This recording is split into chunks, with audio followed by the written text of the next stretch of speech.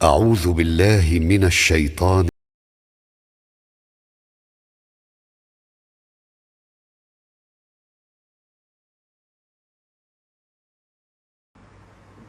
اعوذ باللہ من الشیطان الرجیم بسم اللہ الرحمن الرحیم الذین ينفقون في السراء والضراء والكاظمین الغیظ والعافین عن الناس واللہ يحب المحسنین والذین اذا فعلوا فاحشة او ظلموا انفسهم ذکروا اللہ فاستغفروا لذنوبهم ومن يغفر الذنوب الا اللہ ولم يصروا على ما فعلوا وهم يعلمون اولئک جزاؤہم مغفرۃ من ربہم وجنات تجری من تحتها الانہار خالدین فیہا ونعم اجر العاملین قد خلت من قبلكم سنن فسیروا فی الارض فانظروا كيف كان عاقبة المكذبين هذا بيان للناس وهدى وموعظة للمتقين صدق اللہ العظیم۔ متقین کی صفات کا ذکر ہو رہا ہے۔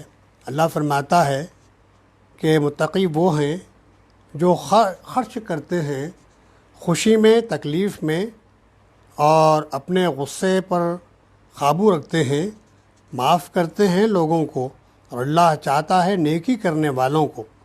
اور وہ لوگ کہ جب کر بیٹھیں کچھ کھلا گناہ یا برا کام کریں تو اپنے حق میں تو یاد کریں اللہ کو اور بخشش مانگیں اپنے گناہوں کی، اور کون ہے گناہ بخشنے والا سوائے اللہ کے، اور اڑتے نہیں اپنے کیے پر، اور وہ جانتے ہیں انہی کی جزا ہے بخشش، ان کے رب کی، اور باغ ہیں جن کے نیچے نہریں بہتی ہیں، ہمیشہ رہیں گے وہ لوگ ان باغوں میں، اور کیا خوب مزدوری ہے کام کرنے والوں کی۔ ہو چکے ہیں تم سے پہلے واقعات، سو پھرو زمین میں اور دیکھو کہ کیا ہوا انجام جھٹلانے والوں کا۔ یہ بیان ہے لوگوں کے واسطے، اور ہدایت اور نصیحت ہے متقیوں کے لیے۔ ان آیات میں اللہ تعالیٰ نے مومنین متقین کی خاص صفات کا ذکر کیا ہے، ان کی علامتیں بتائی ہیں جن سے بہت سے فوائد ہیں۔ مثلاً یہ کہ قرآن حکیم نے جگہ جگہ اپنے نیک بندوں کی صحبت اور ان کی تعلیم سے فائدہ اٹھانے کی تاکید فرمائی ہے۔ کہیں فرمایا صراط الذین انعمت علیہم، کہ دین کی سیدھی اور صحیح راہ انہی مقبول بندوں سے سیکھنے کی طرف اشارہ ہے۔ کہا کہ کونوا مع الصادقین، فرما کر ان کی صحبت اور معیت کی خاص افادیت کی تلقین فرمائی۔ دنیا میں ہر گروہ کے اندر اچھے برے لوگ ہوا کرتے ہیں، اچھوں کے لباس میں برے بھی ان کی جگہ لے لیتے ہیں، اس لیے ضرورت تھی کہ مقبول بندوں کی خاص علامات اور صفات بتلا کر یہ سمجھا دیا جائے کہ لوگ غلط رہنماؤں اور غلط لیڈروں سے پرہیز کریں، اور صادقین کی علامتیں پہچان کر ان کا اتباع کریں، ان کے پیچھے چلیں۔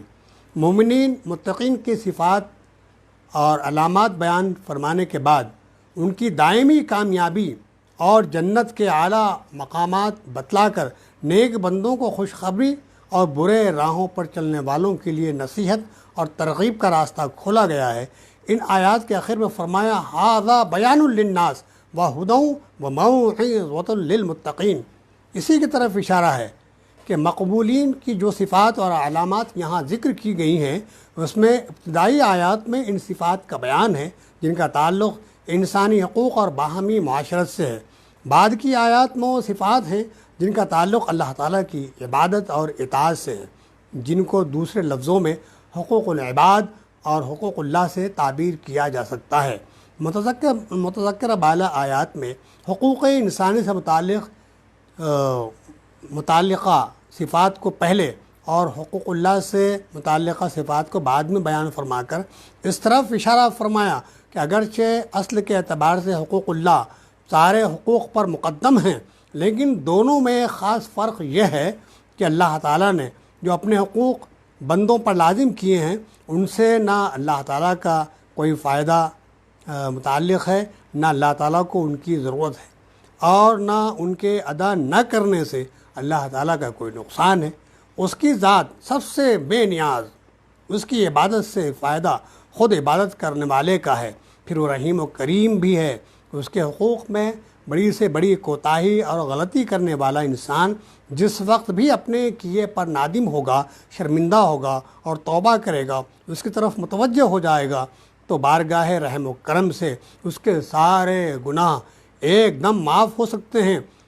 اس کے برخلاف حقوق العباد کہ انسان ان کا محتاج ہے، اور جس شخص کے حقوق کسی کے ذمہ لازم ہیں اگر وہ ادا نہ کرے تو اس کو نقصان ہوگا، اور اپنے نقصان کو معاف کرنا بھی انسان کے لیے آسان نہیں ہے۔ اس لیے حقوق العباد کو ایک خاص اہمیت حاصل ہے۔ اور میں نے اس سے پہلے یہ بات بتائی آپ کو کہ اسلام حقوق اللہ اور حقوق العباد کے مجموعے کا نام ہے۔ جگہ جگہ رب کائنات نے اپنے حقوق بیان کیے ہیں اور اس بات کی تاکید و تلقین کی ہے کہ ان کو پوری یکسوئی کے ساتھ، خلوص کے ساتھ، دل جمعی کے ساتھ ادا کیے جائیں۔ اور پھر دوسرا حصہ حقوق العباد سے متعلق ہے کہ ان کا بھی پورا احترام ہو، ان کی پوری پابندی ہو، ان کو ادا کیے جائیں۔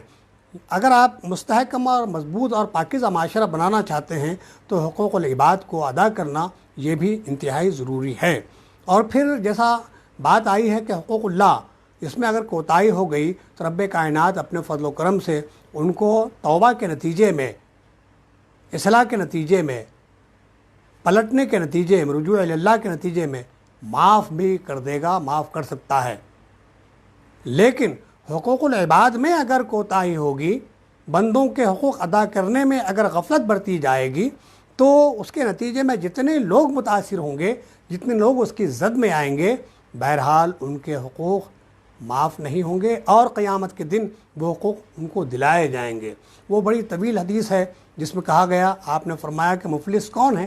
لوگوں نے اپنے اپنے اعتبار سے مفلس کی صفات بتائی ہیں کہ کوئی مال اور جائیداد کے اعتبار سے اگر اس کے پاس نہیں ہے، کم ہے، تو وہ مفلس ہے۔ کچھ اور چیزیں بیان کی گئی ہیں۔ آپ نے فرمایا میری امت کا مفلس وہ ہے جو اپنے ساتھ قیامت کے دن بہت ساری نیکیاں لے کر آئے گا، لیکن کسی کا حق مارا ہوگا، کسی کو گالی دی ہوگی، کسی کا مذاق اڑایا ہوگا، کسی پر طنز کیا ہوگا، کسی کا مال کھا لیا ہوگا، کسی زمین پر اتکرمن کیا ہوگا اور کسی کو ستایا ہوگا، کسی کو پریشان کیا ہوگا اور کسی کا مال کھا لیا ہوگا، تو ظاہر بات ہے۔ اور وراثت کا مال وہ ادا نہیں کیا ہے، پڑوسی کا حق وہ ادا نہیں کیا ہے۔ وراثت کے مال کے سلسلے میں ہی بڑا حساس میٹر ہے۔ لوگ اس سلسلے میں بڑی کوتاہیاں کرتے ہیں، سمجھتے ہیں کہ بھئی یہ مال تو ہمارے باپ دادا سے ہم کو ملا ہوا ہے، یہ بیٹیوں کا اس میں کہاں سے حق ہے؟ بیٹیوں کا، بہنوں کا حق ادا نہیں کیا جاتا ہے۔ تو آپ جانتے ہیں کہ اس کے اثرات دنیا میں بھی پڑتے ہیں اور آخرت میں بھی اس کے بڑے خراب نتائج سامنے آئیں گے۔ قیامت کے دن یہ اس کی ساری نیکیاں جن کے حقوق غصب کر کے وہ قیامت کے دن پہنچے گا، ساری نیکیاں ان کی ڈسٹریبیوٹ ہو جائے گی، متعلقہ اشخاص کو دے دی جائیں گی۔ اب وہ اللہ کو معلوم ہے کہ کس گناہ کے نتیجے میں، کس غلطی کے، کوتاہی کے نتیجے میں کیا دے گا، وہ اس کا فیصلہ ہے۔ بہرحال ساری نیکیاں اس کی تقسیم ہو جائے گی، پھر لوگوں کے حقوق باقی رہیں گے تو لوگوں کے گناہ اس پر ڈال دیے جائیں گے۔ تو وہ شخص جو ہے سب سے بڑا مفلس ہے، غریب ہے، پریشان حال ہے۔ تو یہاں ہم حقوق اللہ پر توجہ دیتے ہیں، محنت کرتے ہیں اور بڑی توجہ کے ساتھ ہم اس کو ادا کرنے پر مخلص بھی بنتے ہیں، لیکن حقوق العباد کے سلسلے میں بڑی کوتاہیاں جا بجا ہمیں نظر آتی ہیں سماج کے اندر۔ حقوق العباد کو ادا کرنے پر بھی پوری طرح ہم تیار رہیں۔ اس کے علاوہ نظام عالم کی درستی اور انسانی معاشرے کی اصلاح کا سب سے بڑا دار و مدار باہمی حقوق کی ادائی پر ہے۔ اس میں ذرا سی کوتاہی جنگ و جدال اور فتنہ و فساد کی راہیں کھول دیتی ہیں۔ اخلاقی فاضلہ پیدا کر لیے جائیں تو دشمن بھی دوست بن جاتے ہیں۔ صدیوں کی لڑائیاں صلح و آشتی میں تبدیل ہو جاتی ہیں۔ اس لیے بھی ان صفات اور علامات کو مقدم کیا گیا ہے جن کا تعلق انسانی حقوق سے ہیں۔ ان صفات میں سب سے پہلی صفت یہ بیان کی گئی ہے الذین ينفقون فی السراء والضراء، یعنی وہ لوگ ہیں جو اللہ کی راہ میں اپنا مال خرچ کرنے کے لیے ایسے عادی اور خوگر ہیں کہ ان پر فراخی ہو یا تنگی ہو، ہر حال میں مقدور بھر خرچ کرتے رہتے ہیں، زیادہ سے زیادہ اور کم سے کم۔ اس میں ایک طرف تو یہ ہدایت ہے کہ غریب فقیر آدمی بھی اپنے آپ کو اللہ کی راہ میں خرچ کرنے سے بالکل فارغ نہ سمجھیں اور اس کی راہ میں خرچ کرنے کی سعادت سے محروم نہ ہوں، کیونکہ 1000 روپے میں سے 1 روپیہ خرچ کرنے کا جو درجہ ہے اللہ تعالیٰ کے نزدیک وہی 1000 پیسے میں ہے۔ 1 پیسہ خرچ کرنے کا بھی وہی ہے۔ عملی طور پر جس طرح 1000 روپے کے مالک کو 1 روپیہ اللہ کی راہ میں خرچ کر دینا بھی کچھ مشکل نہیں ہے، اسی طرح 1000 پیسوں کے مالک کو 1 پیسہ خرچ کرنے میں بھی کوئی تکلیف نہیں ہو سکتی ہے۔ درجات میں اللہ تعالیٰ کے خزانے میں کوئی کمی نہیں ہے۔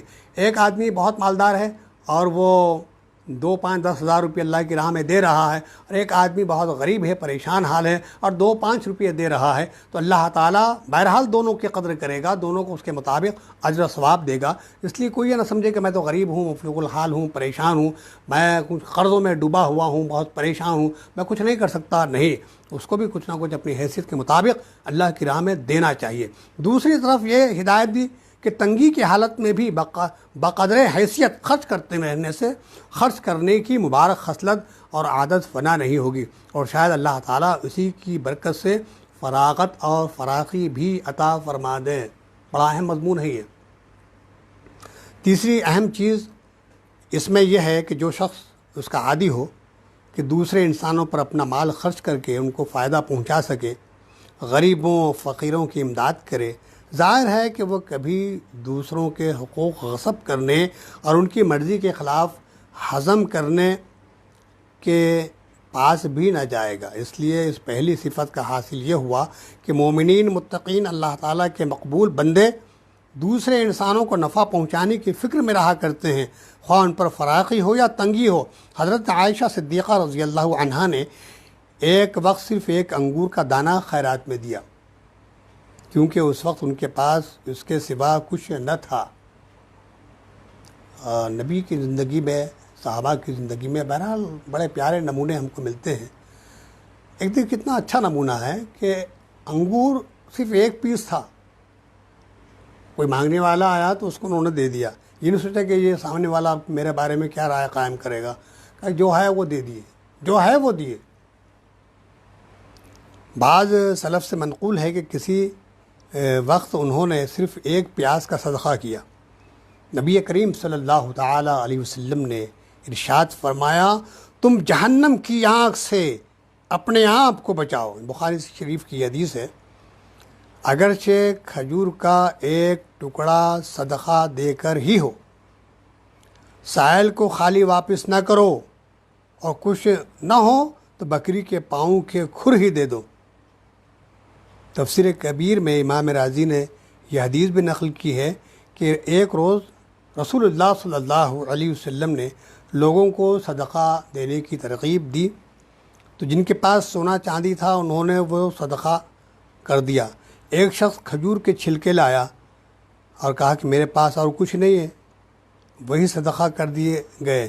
ایک اور شخص آیا اور عرض کیا یا رسول اللہ میرے پاس کوئی چیز صدقہ کرنے کے لیے نہیں ہے، البتہ میں اپنی قوم میں عزت دار سمجھا جاتا ہوں، میں اپنی عزت کی خیرات کرتا ہوں کہ آئندہ کوئی آدمی مجھے کتنا ہی برا بھلا کہے میں اس سے ناراض نہیں ہوں گا۔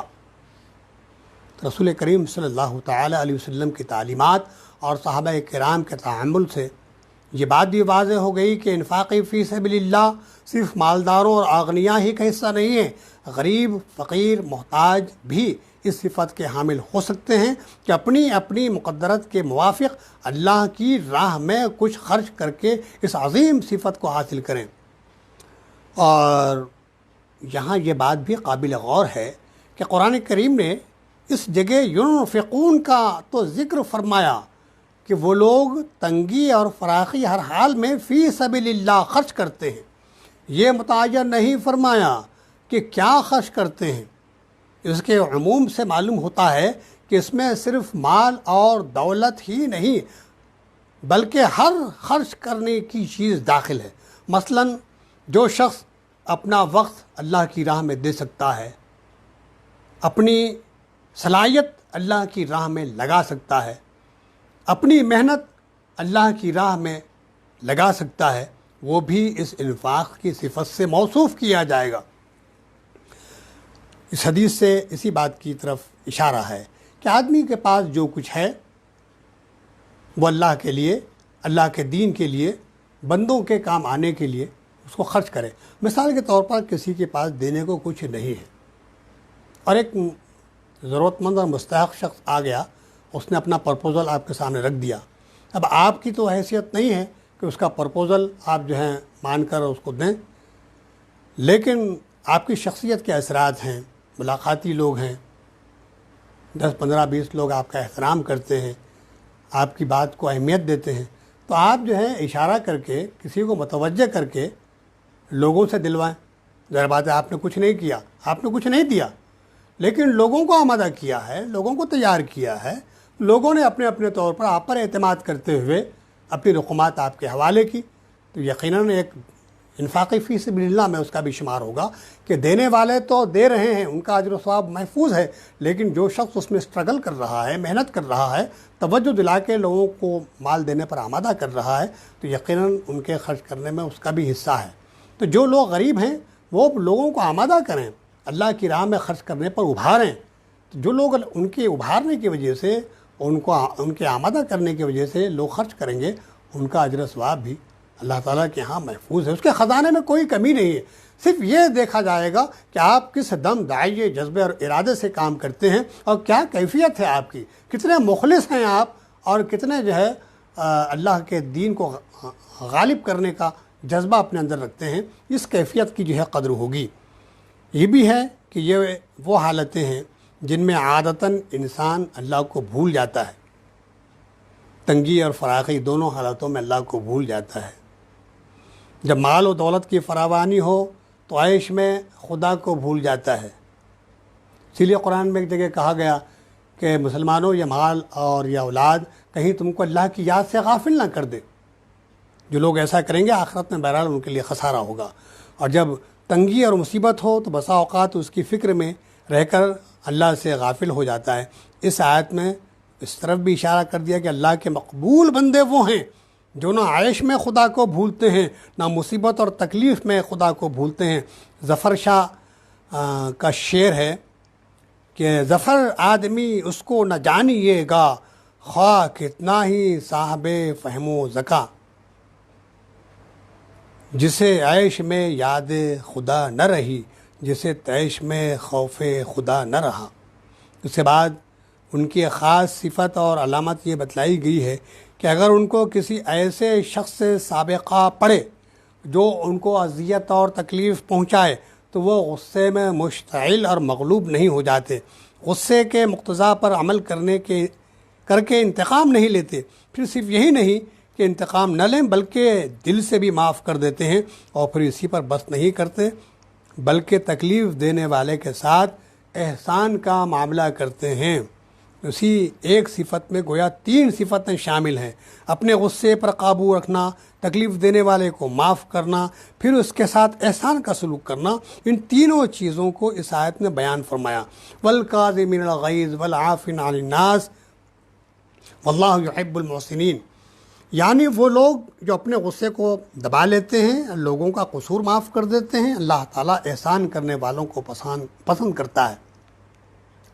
امام بیہقی نے اس آیت کی تفسیر میں حضرت سیدنا علی ابن حسین رضی اللہ عنہما کا ایک عجیب واقعہ نقل فرمایا کہ آپ کی ایک کنیز آپ کو وضو کرا رہی تھی کہ اچانک پانی کا برتن اس کے ہاتھ سے چھوٹ کر حضرت علی کے اوپر گرا، تمام کپڑے بھیگ گئے، غصہ آنا طبعی تھا، وہ باندی کو خطرہ ہوا تو اس نے فوراً یہ آیت پڑھی، وَالْكَاظِمِينَ الْغَيْظَ، والعافین عن الناس، یہ سنتے ہی خاندان نبوت کے اس بزرگ کا سارا غصہ ٹھنڈا ہو گیا، بالکل خاموش ہو گئے۔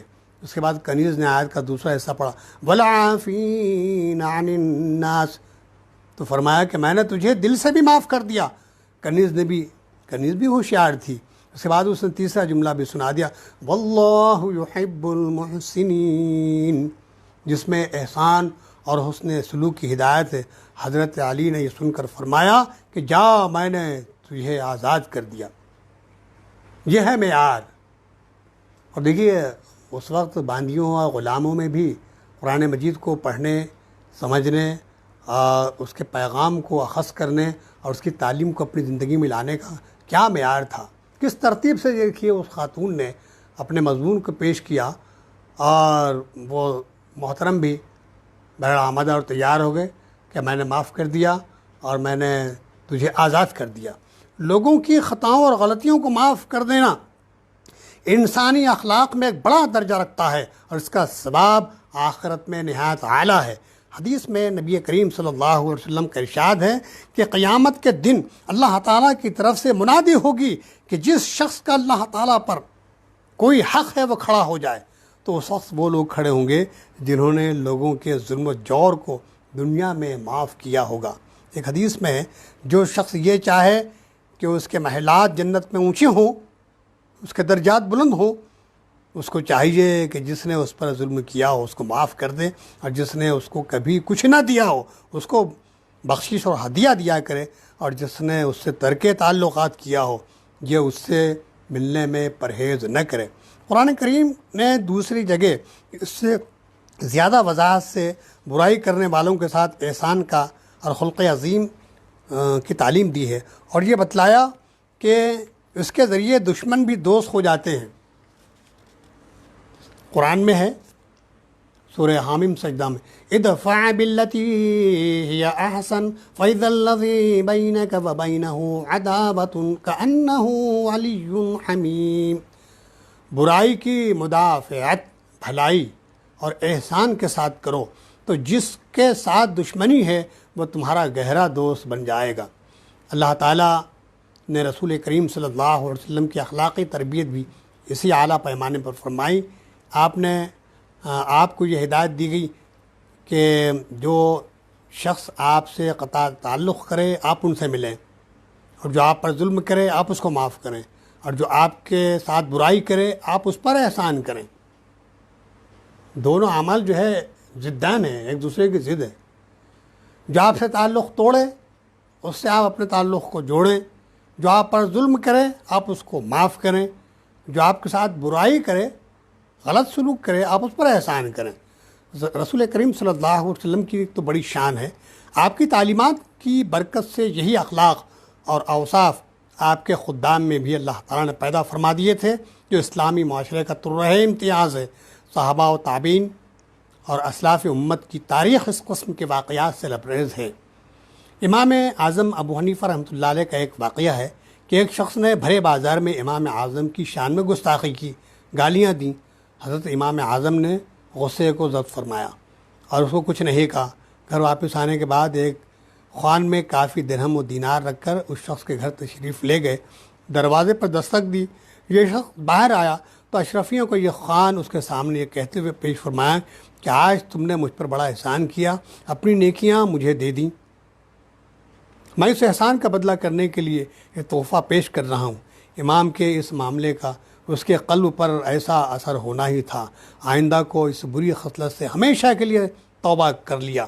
حضرت امام سے معافی مانگی اور آپ کی خدمت اور صحبت میں علم حاصل کرنے لگا، یہاں تک کہ آپ کے شاگردوں میں ایک بڑے عالم کی حیثیت اختیار کر لی۔ یہاں تک کہ ان اوصاف کا بیان تھا جو انسانی حقوق سے متعلق ہیں۔ اس کے بعد حقوق اللہ سے متعلق صفات کا بیان اس طرح فرمایا کہ لوگ اللہ کی نافرمانی نہیں کرتے، اور کبھی مقتضائے بشریت سے گناہ ہو جاتا ہے تو فوراً اللہ تعالیٰ کی طرف متوجہ ہو کر استغفار کرتے ہیں اور آئندہ اس گناہ سے باز آنے کا ارادہ پختہ کر لیتے ہیں۔ ارشاد والذین اذا فعلوا فاحشۃ او ظلموا انفسهم ذکروا اللہ فاستغفروا لذنوبهم ومن یغفر الذنوب الا اللہ ولم یصروا علی ما فعلوا وهم یعلمون، جس میں ایک تو یہ ہدایت کی گئی ہے کہ گناہوں میں مبتلا ہونا اللہ تعالیٰ کی یاد اور ذکر سے غفلت کی وجہ سے ہوتا ہے۔ اس لیے جب کوئی گناہ سرزد ہو اللہ تعالیٰ کو فوراً یاد کریں، اللہ کی یاد فوراً تازہ کرنا چاہیے اور ذکر اللہ میں مشغول ہونا چاہیے۔ دوسری ہدایت یہ ہے کہ گناہوں کی معافی کے لیے دو چیزیں ضروری ہیں، ایک پچھلے گناہوں پر ندامت ہو اور اس سے معافی مانگنا اور مغفرت کی دعا کرنا، دوسرے آئندہ کے لیے اس کے پاس نہ جانے کا عزم کرنا۔ اللہ تعالیٰ ہم سب کو قرآن حکیم کی یہ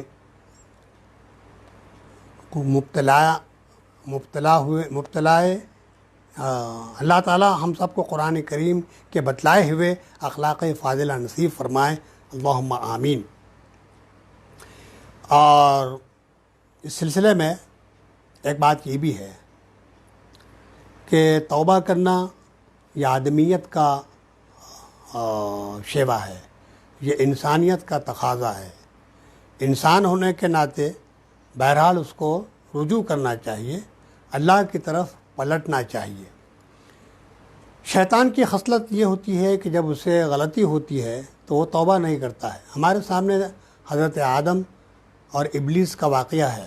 آدم علیہ السلام سے تسامح ہوا، جیسے ان کو احساس ہوا پلٹے، ربنا ظلمنا انفسنا وان لم تغفر لنا وترحمنا لنکونن من الخاسرین۔ لیکن شیطان نے جب وہ سجدے سے انکار کیا تو تعویلات شروع کر دیا، یہ کہنا شروع کر دیا کہ میں آگ سے پیدا کیا گیا ہوں، آگ اوپر جاتی ہے اس لیے میں اس سے بہتر ہوں، انا خیر من، میں اس سے بہتر ہوں اس لیے میں اس کو سجدہ نہیں کر سکتا، میں نے اس کو سجدہ نہیں کیا۔ اردو میں بھی یہ لفظ ہم استعمال کرتے ہیں۔ جس شخص کے اندر یہ کیفیت ہو تو اس کو ہم کہتے ہیں اس کے اندر بہت انا ہے۔ حالانکہ عربی لفظ کہ انا خیر من، انہوں نے کہا میں اس سے بہتر ہوں۔ انا کا لفظ اردو میں ہم ان معنوں میں استعمال کرتے ہیں کہ انانیت ہے، میں پنا ہے، میں ہوں اور بس میں ہوں، اور مجھ سے کوئی غلطی نہیں ہوتی ہے، میں ایک بہرحال باشعور آدمی ہوں۔ یہ جو ذہنیت ہے، یہ جو انداز ہے، یہ شیطانیت کی علامت ہے، اور آدمی جو ہے فوراً پلٹتا ہے۔ انسانیت کا تقاضا یہ ہے کہ انسان فوراً پلٹے، اللہ کی طرف رجوع کرے، اللہ کو یاد کرے، اللہ کی یاد ذہن میں دل میں رچ بس جائے، ہر وقت اللہ کو یاد کرے۔ اور خود قرآن میں کہا گیا اقم الصلاۃ لذکری، کہ میرے ذکر کے لیے، مجھے یاد کرنے کے لیے نماز قائم کرو۔ تو آپ جانتے ہیں اللہ کے ذکر کی بہترین شکل نماز ہے۔ نماز آپ کو یاد دلاتی ہے کہ آپ اللہ کے بندے ہیں، اور نماز اب شروع کرتے ہیں تو آپ دیکھیے ابتدا سے لے کر انتہا تک اور دوران نماز جو کچھ آپ پڑھتے ہیں اس میں اللہ کی یاد ہے، اللہ کا تصور ہے، اللہ کی عظمت کا بیان ہے، اللہ کی کبریائی ہے، اللہ کا ڈر ہے، اللہ سے محبت ہے، اس کے آگے جھکنا ہے، اس کے آگے اپنے آپ کو ڈال دینا ہے۔ یہ کیفیت جو ہے نماز آپ کے اندر پیدا کرتی ہے کہ آپ اللہ کے بندے غلام ہیں، اور رجوع کرو، توبہ کرو، پلٹو، اپنے گناہوں پر نادم ہو جاؤ، شرمندہ ہو جاؤ۔ جب یہ کیفیت ہوگی تو موتی سمجھ کے شان کریمی نے چن لیے خطرے جو تھے میرے عرق انفعال کے، اور یہ این درگہے ماں درگہے نومیدی نیست، صد بار اگر توبہ شکستی باز آ۔ یہ دربار وہ دربار ہے، یہ درگاہ وہ درگاہ ہے جہاں نا امیدی اور مایوسی نام کی کوئی چیز نہیں ہے۔ 100 بار اگر تو نے توبہ کو توڑا ہے تو اب بھی موقع ہے، آج بھی موقع ہے، پلٹ جا، رجوع کر، توبہ کر، اصلاح کر، اپنے اعمال کو بنا۔ بڑی بڑی جو ہے ہستیاں ہماری تاریخ میں گزری ہیں کہ جن کا سابقہ بہت خراب تھا، لیکن جب ایک موقع پر بات حق سامنے آ گیا اور انہوں نے اصلاح کی، توبہ کی، تو وہ بعد کے دور میں، بعد زندگی کے بعد کے حصے میں انہوں نے صالحیت کا وہ نمونہ پیش کیا ہے کہ رہتی دنیا تک کے لیے نمونہ ہے۔ اس سے ہم کو یہ معلوم ہوتا ہے کہ بہرحال ہمیں توبہ کرنا چاہیے، اپنے غلطی پر تعویل نہیں کرنا چاہیے۔ ہوتا یہ ہے کہ اکثر لوگ غلطی کرتے ہیں تو اس کی تعویل کرتے ہیں، کوئی کلمہ کفری اپنی زبان سے ادا کر دیا، کہا کہ نہیں میرا دل تو اپنے اسلام پر اپنے ایمان پر قائم ہے، میں بہت سچا اور پکا مسلمان ہوں۔ اور ایک بات یہ ہے کہ وکالت بھی لوگ شروع کر دیتے ہیں کہ بھائی میں اس شخص کو جانتا ہوں، وہ بڑا جو ہے ایمان والا ہے، زبان سے اس کی ایک لفظ نکل گیا تو کیا ہوا؟ آپ کو معلوم ہے کہ اسلام جو ہے یہ اقرار اور تصدیق، ایمان اقرار اور تصدیق کا نام ہے۔